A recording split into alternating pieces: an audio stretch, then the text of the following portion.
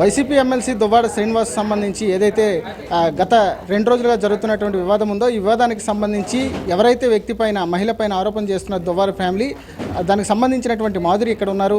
ప్రధానంగా అసలు ఎందుకు ఈమెనే టార్గెట్ చేస్తుంది దువ్వాడ శ్రీనివాస్ కుటుంబం, అసలు దువ్వాడ శ్రీనివాస్కు మాధురికి మధ్య ఉండేటటువంటి సంబంధం ఏంటనేటటువంటిది ఆమెను అడిగి తెలుసుకునేటటువంటి ప్రయత్నం చేద్దాం. మేడం చెప్పండి, ముఖ్యంగా దువ్వాడ శ్రీనివాస్ సతీమణి వాణి ముఖ్యంగా మిమ్మల్ని టార్గెట్ చేస్తుంది. మీరు ట్రాప్ చేస్తేనే దువ్వాడ శ్రీనివాస్ మీ వైపు వెళ్ళిపోయారు, ఫ్యామిలీకి దూరం అయిపోయారు అనేటటువంటి ఆరోపణలు చేశారు. ఏం చెప్తారు దీనికి జవాబు? దువ్వాడ శ్రీనివాస్ గారికి నేను ట్రాప్ చేశాను అన్న దానికంటే దువ్వాడ వాణి నన్ను ట్రాప్ చేసి ఆవిడ పాలిటిక్స్లో పొలిటికల్గా ఆవిడ లబ్ధి కోసం నన్ను ఒక పావులా వాడుకోవడానికి నన్నే ట్రాప్ చేసింది.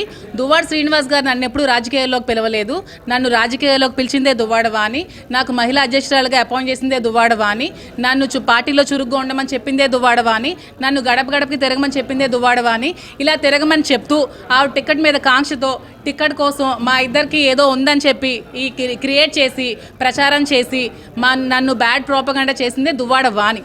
సో శ్రీను గారిని మేము ట్రాప్ చేయడం కాదు, దువ్వాడ వాణియే మాధురి అనే వ్యక్తిని ట్రాప్ చేసి నన్ను ఒక పావులాగా ఆవిడ రాజకీయ లబ్ధి కోసం ఆవిడ టికెట్ కోసం నన్ను వాడుకుంది.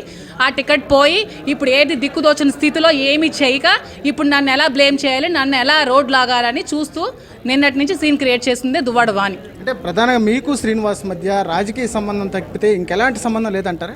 అంటే నేను రాజకీయంలోకి వచ్చినప్పుడు 1 year 2 years నుంచి రాజకీయ సంబంధం తప్పితే మా మధ్యన ఏ సంబంధం ఉండేది కాదు. ఈవిడ ఇలా క్రియేట్ చేయడం వల్ల ఇరు ఫ్యామిలీలు డిస్టర్బ్ అవడం వల్ల నాతో ఇప్పుడు తను ఒక ఫ్రెండ్గా మూవ్ అవుతున్నారు. అది వాస్తవం.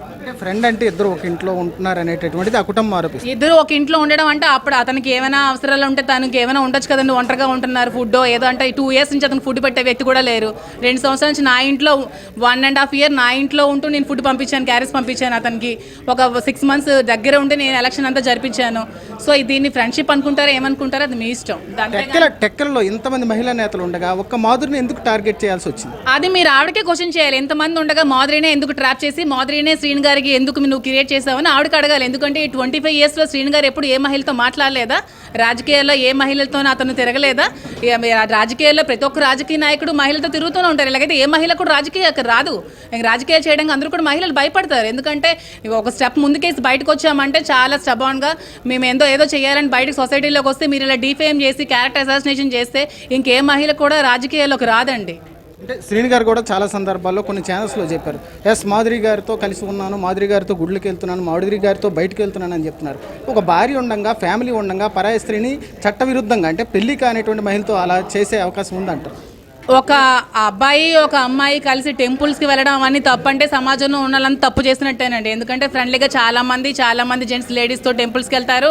ఆ లేడీస్ మేము పబ్బులకి లేకపోతే మేము గోవా ట్రిప్పులకి వెళ్ళలేదు, టెంపుల్స్కి వెళ్ళాం అంతే. తిరుపతి, మధుర ఇలాంటి టెంపుల్స్కి అవి కూడా క్యాడర్తో వెళ్ళాం. ఏంటి మా ఇద్దరమే వెళ్ళలేదు, చాలామంది క్యాడర్ మాతో వచ్చారు.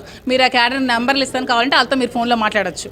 ఓకే, ఇది మొత్తానికైతే మాధురి చెప్తుంది ప్రధానంగా ఏదైతే తను దువ్వాడ శ్రీనివాస్ని ట్రాప్ చేశాననేటటువంటి విషయంలో వాస్తవం లేదని చెప్తున్నారు. దాంతోపాటుగా దువ్వాడ వాణి కావాలనే తనను పార్టీ పదవులు ఇచ్చింది, దాంతోపాటుగా దువ్వాడ శ్రీనితో కలిసి జర్నీ చేయాలనేటటువంటి సూచన వాణి చేసింది. కాబట్టి ఆ నేపథ్యంలోనే తను శ్రీనివాస్కు దగ్గరయ్యాను. అయితే దీన్ని ఒక షాక్గా చూపించుకొని టెక్కలి అసెంబ్లీ టికెట్ తీసుకునేటటువంటి భాగంలో కుట్ర పన్నారు వాణి అనేటటువంటి ఆరోపణను మాధురి చేస్తుంది. కెమెరా పర్సన్ రమేష్తో రమేష్, ఏబిఎన్ ఆంధ్రజ్యోతి, శ్రీకాకుళం నుంచి.